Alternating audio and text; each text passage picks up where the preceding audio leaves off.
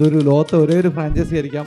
ഏത് ഡയറക്ടർ ആണെങ്കിലും, ഇനി റൈറ്റർ ആയിട്ടുള്ള ഞാൻ മാറിയാലും, ആക്ടേഴ്സ് മാറിയാലും, ക്യാമറമാൻ മാറിയാലും, മ്യൂസീഷ്യൻസ് മാറിയാലും, വീണ്ടും നമുക്കൊരു സിനിമ ചെയ്യാൻ പറ്റുമെങ്കിൽ അത് വാഴ മാത്രമേ ആയിരിക്കുള്ളൂ.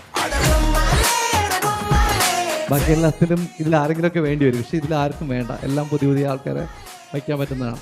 പിന്നെ സവിൻ എൻ്റെ കൂടെ ജയിൽ ജോയിൻ ചെയ്ത ആളാണ്, അസോസിയേറ്റ് ആയിട്ട്. അപ്പം സവിൻ ആസ് എ ഡയറക്ടർ ഞാൻ പറഞ്ഞാൽ ഞാൻ വാഴ 2 ഡയറക്ട് ചെയ്തതിനേക്കാൾ ബെറ്റർ ആയിട്ട് സവിൻ ചെയ്തിട്ടുണ്ടെന്ന് ഞാൻ പറയും.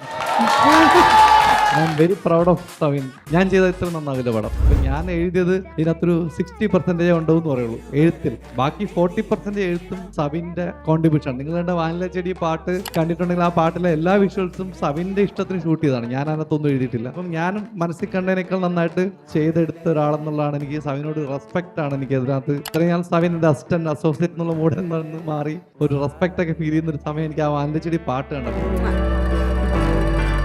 വാനില ചെടിയേ